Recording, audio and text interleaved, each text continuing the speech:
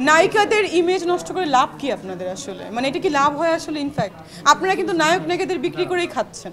So আপনারা কেন আমাদের এইভাবে আমাদের মান সম্মান নষ্ট করবেন? এর আগেও আমি দেখেছি, অনেক আগে জিকে শামীম নিয়ে নিউজ করেছে আমাকে, এর আগেও দেখেছি আরও কি জন্য মাঝখানে সাকিবকে নিয়ে ভুলভাল নিউজ করেছে, এখন দেখছি যে গাড়িতে বসে ধরা খেয়েছি। কেন ভাই? লাইফটা হেল করছেন আমার, আমি বুঝি না।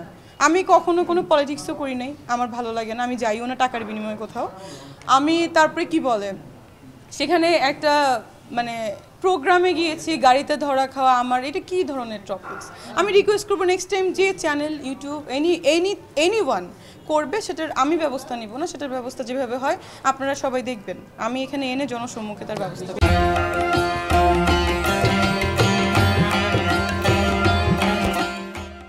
যেহেতু রেসিপিতে অনেক মিল্ক ইউজ হয়, সবগুলো খাবারেই কিন্তু দুধ ইউজ হয়। সো আমরা যেহেতু ইম্পোর্ট করছি, আপুকে এবং শুধুমাত্র আপুকে না, সবাইকে আসলে আমরা এই মিল্কটা হোল ওভার দ্য মানে বাংলাদেশে আমরা এটাকে ডিস্ট্রিবিউট করব।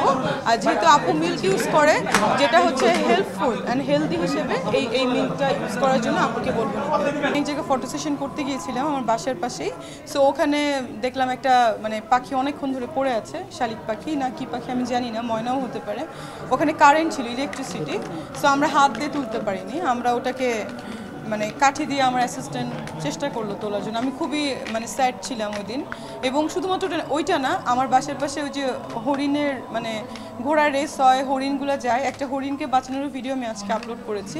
সো আমি তো বাঁচানোর কেউ না, আল্লাহ বাঁচাবেন, বাট আমি রেস্কিউ করেছি আর কি। আমি বাংলাদেশে অনেক কুকুর বিড়াল রেস্কিউ টিম আছে, ওনাদেরকে আমি হেল্প করে থাকি, আমার ভালো লাগে। ইভেন আমার গাড়িতে প্রভিসেভ নিয়ে আমি ঘুরি, অনেক কিছু নিয়ে। এবং এভরিডে আমি যখন রাতে বের হই, আমার রাস্তায় কিছু স্ট্রিট ডগ আছে, ক্যাট আছে, ওদেরকে আমি খাওয়াই। আমার বাসায়ও আছে অনেকগুলো।